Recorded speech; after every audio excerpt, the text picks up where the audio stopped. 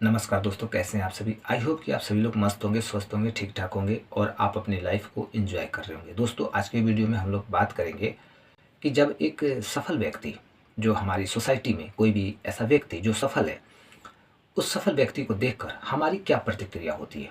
अमूमन जो लोगों की प्रतिक्रिया होती है वो कैसी होती है, आइए जानते हैं। दोस्तों, प्रतिक्रिया ऐसी होती है कि सबसे पहले हम उस सफल व्यक्ति पर उंगली उठाने का काम करते हैं, उसकी शिकायत करते हैं, उसको जज करते हैं। हमारे भीतर चूंकि ईर्ष्या होती है, उसकी सफलता हमें बर्दाश्त नहीं हो रही है क्योंकि हम सफल नहीं हैं। यदि मैं भी सफल हूँ, वो भी सफल है, तब तो ठीक है। अदरवाइज अगर वो सफल है, मैं सफल नहीं हूँ, तो कहीं ना कहीं उसने कोई गलत काम किया होगा। ये हमारी धारणा होती है, सोच होती है, जो ये दुनिया की रीत है। हम ये सवाल करते हैं कि उस व्यक्ति को मतलब सफलता नहीं मिलनी चाहिए थी, ईश्वर का आशीर्वाद उस पर कैसे पड़ गया, मतलब ईश्वर की कृपा उस पर कैसे हो गई। हम अपने आप में मतलब इतने ज़्यादा, मतलब ऐसा लगता है कि हम खुद मालिक बन गए हैं। किसी का फैसला लेने का जो अधिकार है वो हमारा है, सिर्फ और सिर्फ हमारा है। ईश्वर को भी वो अधिकार नहीं है जो मेरे पास अधिकार है। कोई व्यक्ति आज सफल है, वो अपनी मेहनत से, ईमानदारी से, अपनी लगन से, निष्ठा से अपने काम को करके, भरपूर मेहनत करके आज वो व्यक्ति सफल है। उसने बहुत स्ट्रगल किया है, परिस्थितियों को फेस किया है, स्ट्रगल और बहुत सारी परेशानियों से वो मतलब गुजरा है, तब जाके वो व्यक्ति आज सफल है। लेकिन हम लोग मात्र 2-4 लाइनों में, 10 लाइनों में उसके जीवन की सारी मेहनत को हम लोग बयां कर देते हैं, 2-4 शब्दों में, 2-4 लाइनों में। बस यही कहते हैं कि वो डिजर्व ही नहीं करता है।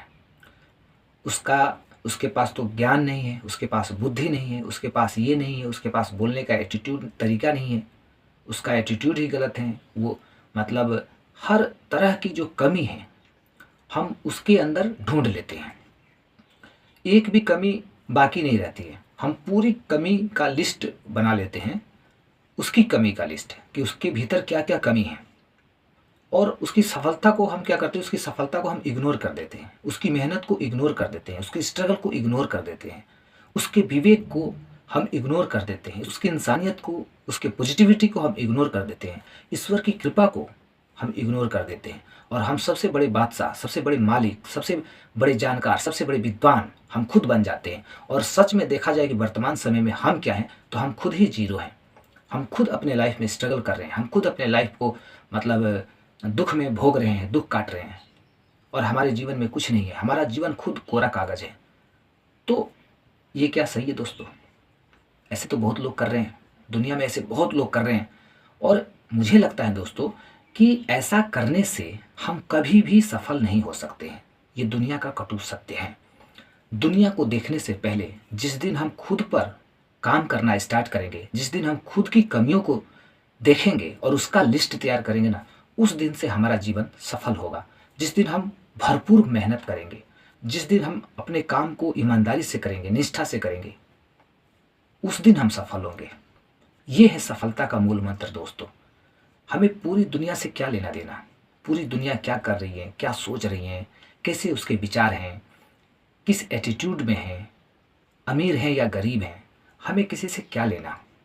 बस हमारा विचार अच्छा है, हम पॉजिटिव इंसान हैं, हम एक अच्छे इंसान हैं, अपने काम को हम ईमानदारी से करते हैं, भरपूर मेहनत करते हैं।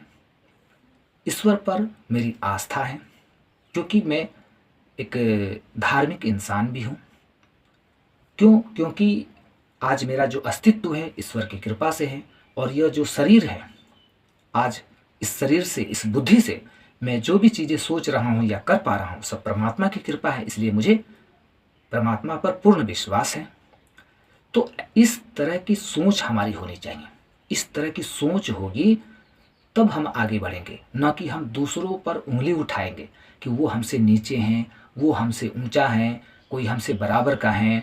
तो जो बराबर वाले लोग हैं, मतलब जो हमसे बराबर के लोग होते हैं, चलो तुम मेरे दोस्त बन जाओ। जो हमसे नीचे हैं, तुमसे तो मुझे बात ही नहीं करना है। और जो हमसे ऊपर हैं, वो तो डिजर्व ही नहीं करता है, उसे सफलता मिल कैसे गई, उसके अंदर तो लाख कमियां हैं। ये सब करके दोस्तों क्या हम सफल हो जाएंगे? हम लोग ये सब चीज़ें जो हो रही है ना इस संसार में, ये बहुत ही गलत बात है और इसका प्रभाव बहुत ज़्यादा मतलब हर एक व्यक्ति पे पड़ रहा है। कुछ भी यदि अच्छा होता है समाज में और यदि गलत भी होता है तो दोनों चीज़ का प्रभाव हमारे समाज पे पड़ता है। इसलिए दोस्तों हमें गलत राह को छोड़कर अच्छाई के राह पे चलना है। हमें अच्छा बनना है, एक अच्छा इंसान बनना है। ईश्वर के उद्देश्य को हमें पूर्ण करना है। ईश्वर का उद्देश्य क्या है? हमें एक अच्छा इंसान बनना। ईश्वर की इस कृपा का जो हमें आशीर्वाद मिला है, आशीर्वाद के रूप में हमें ये शरीर मिला, हमारे भीतर जो आत्मा है उसे हम यूं ही बर्बाद नहीं कर सकते हैं, दुखी नहीं कर सकते हैं। हम अपने जीवन को सफल बनाने के लिए हमें सफलता का वो राह चुनना होगा। हमें जीवन के उस रास्ते पे चलना होगा जो सचमुच में रियल है। उन रास्तों पे चल के ही हम अपने जीवन को सफल, पूर्ण रूप से सफल बना सकते हैं।